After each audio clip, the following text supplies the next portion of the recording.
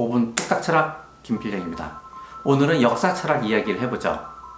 역사를 바라보는 두 가지 입장이 있는데요. 하나는 역사는 역사가가 과거에 일어난 사실을 객관적으로 기술한다고 하는 객관주의적 역사관이 있고요. 다른 하나는 어떻게 역사를 객관적으로 기술할 수 있느냐, 역사가가 역사를 기술할 때는 자신의 주관적인 입장이 들어갈 수밖에 없는 거 아니냐라고 하는 상대주의적 역사관이에요. 절대주의적 역사관을 주장한 사람은 독일의 역사학자 랑케고요. 상대주의적 역사관을 주장한 사람은 이탈리아의 사학자 크로체예요. 자, 오늘 우리가 볼 사람은 E.H. 칸인데요. E.H. 칸은 상대주의적 역사관에 가까워요. 그의 대표적인 저서가 역사란 무엇인가인데요. 고전의 반열에 오른 책이죠. 이 책의 핵심 주제는 이거예요. 역사란 과거와 현재의 끊임없는 대화이다. 이게 무슨 말인지만 이해하면 이 책 한 권을 다 읽은 거나 다름없어요. 자, 우리 채널의 장점이 뭐예요? 여러 가지 복잡한 내용을 핵심 아이디어만 뽑아서 아주 쉽게 설명하기. 자, 오늘은 날로 먹기입니다. 바로 시작하시죠. 자, 역사란 과거와 현재의 끊임없는 대화이다. 뭔가 좀 있는 말 같긴 하지만 이게 무슨 말인지 좀 이해가 안 되죠. 근데 사실 별거 아니에요. 1950년에 만들어진 라쇼몽이라는 일본 영화가 있는데요. 이 영화만 보면 이게 무슨 말인지 그냥 직관적으로 알 수 있어요. 제가 이 영화를 압축적으로 정리해서 영상으로 만들었습니다. 잠깐 보시죠.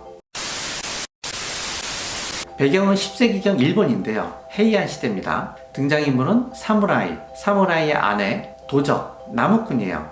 영화의 시작은 나무를 하러 가던 나무꾼이 숲속에서 사무라이의 시체를 발견하는 데서 시작하는데요.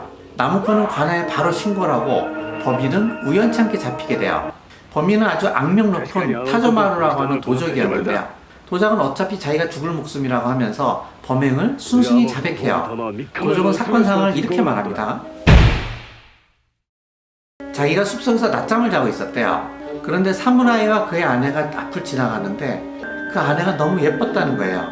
그래서 도적은 사무라이를 얼른 쫓아가서 사무라이를 더 깊은 숲속으로 유인했대요. 보물이 있다 그러면서. 그래서 사무라이를 포박했다는 거예요. 그리고 나서 여자를 겁탈했어요. 그리고 그냥 도망가려고 그러는데, 그런데 여자가 자기를 붙잡으면서 어차피 이렇게 된 거 둘이 결투해서 둘 중에 하나가 죽어야 한다는 거예요. 그리고 자기는 이긴 사람을 따라가겠다는 거예요. 그래서 자기는 남자답게 사무라이를 풀어주고 정정당당하게 결투를 했다는 거예요. 무려 칼을 24만 미나 겨루면서 치열한 싸움 끝에 자기가 사무라이를 죽였다는 겁니다. 자, 그런데 이때 사무라이 아내가 또 나타났어요. 사무라이 아내는 사건을 좀 다르게 얘기를 해요. 도적이 자기를 겁탈하고 바로 도망갔대요. 자기는 너무 괴로워서 남편한테 차라리 자기를 죽여달라고 자기의 단도를 남편한테 주려 했다는 거예요. 그런데 그때 그 남편의 표정이 너무나 무서웠대요. 경멸에 찬 그 눈빛, 아무 대가 없이 자신을 바라보는 눈빛에 너무 충격을 받아서 그냥 실신을 하고 말았대요. 잠시 후 정신을 들고 보니까 자기의 단도가 남편의 가슴에 꽂혀 있었다는 겁니다. 재판관은 진실을 알 수 없었어요. 그래서 재판관이 무당을 불렀는데요. 무당이 죽은 사무라이의 혼령을 불러요. 그리고 무당은 죽은 사무라이로 빙의를 하는데요. 그리고 사건을 이렇게 진술합니다. 자신은 포박당할 때 아내가 겁탈당하는 것을 지켜볼 수밖에 없었대요. 그런데 겁탈당한 아내가 어차피 저질러진 일, 자기는 도적을 따라가겠다고 하면서 자기를 죽이라고 했다는 거예요. 도적한테. 정말 기가 막히죠. 그런데 도적은 자기를 죽이지 않고 오히려 자기를 풀어주고 떠나버렸다는 거예요. 그래서 자기는 아내에 대한 배신감과 모멸감에 너무 괴로웠다는 겁니다. 그래서 아내가 가지고 있던 단도로 자결을 했다는 거예요.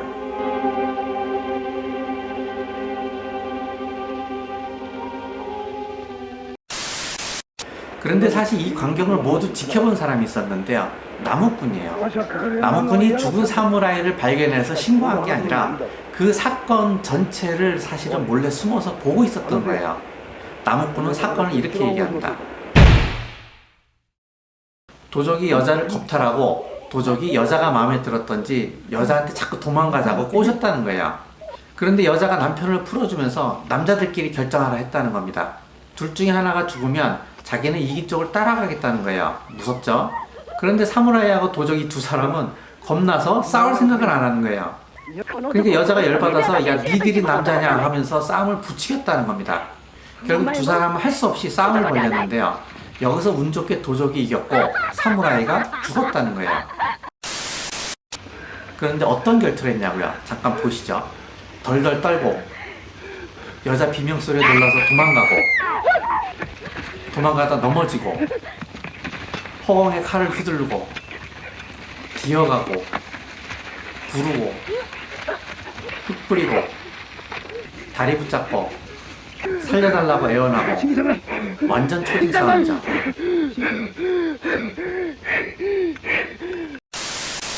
자, 이제 진실이 밝혀졌나요?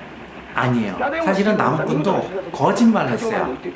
왜냐면 나무꾼은 그 여자가 갖고 있던 단도를 훔쳤는데요. 그 훔친 사실을 숨기기 위해서 도적이 사무라이를 죽인 걸로 이야기를 각색한 거예요. 자, 하나의 사건에 대한 네 사람의 진술을 보았는데요. 어떤 진술이 맞는 것 같아요? 자, 이 사건이 일어난 후 100년 후에 후대의 역사가가 이 사건을 기록한다고 합시다. 그런데 그 역사가가 죽은 사무라이의 후손이야. 그러면 그 역사가는 사무라이와 도적이 개싸움을 하다 죽은 걸로 기술하겠어요? 그냥 명예롭게 자결했다고 기술하겠죠. 또 다른 상황도 생각해 볼 수 있어요. 만약에 관아에 불이 나서 그 당시 재판 기록이 거의 불타져서 없어졌다고 합시다. 근데 다행히 도적의 기록만 남은 거예요. 그럼 후대 역사가는 도적의 기록을 통해서 역사를 기술할 거 아니에요. 도적이 사무라이와 명예롭게 결투하다가 사무라이를 죽인 걸로 기록하겠죠. 자, 이에이치카의 주장에 따르면 역사는 원래 이런 거라는 거예요. 객관적인 역사적인 사실? 그런 거 없어요. 역사는 그것을 기술하는 역사가의 의견과 관점이 투영돼서 기술된다는 거예요. 그것이 바로 역사는 과거와 현재의 끊임없는 대화이다 라는 말의 의미예요. 자, 생각해보세요. 1000년 후에 역사가가 21세기 대한민국을 기술한다고 합시다. 그런데 그 사이에 제3차 세계대전이 일어나서 지구상에 남아있는 모든 기록들이 거의 다 없어졌어. 그런데 역사가가 조선일보 기사를 간신히 복원시킨 거예요. 그래서 조선일보 기사를 토대로 해서 21세기 대한민국의 역사를 쓴다고 합시다. 그러면 그 역사서는 문재인 정부를 어떻게 평가하겠어요? 아니면 역사가가 간신히 한겨레 신문을 복원해서 한겨레 신문을 토대로 역사를 기술하면 어떻게 될까요? 그 역사에는 문재인 정부를 어떻게 평가할까요? 조금 다르겠죠? 이게 바로 이에이치카의 주장이에요. 역사는 누가 어떤 사료를 어떤 관점과 의도를 가지고 기록했느냐에 따라 달라진다는 거예요. 자, 한 줄야. 100년 후 사람들은 어떻게 평가할까요?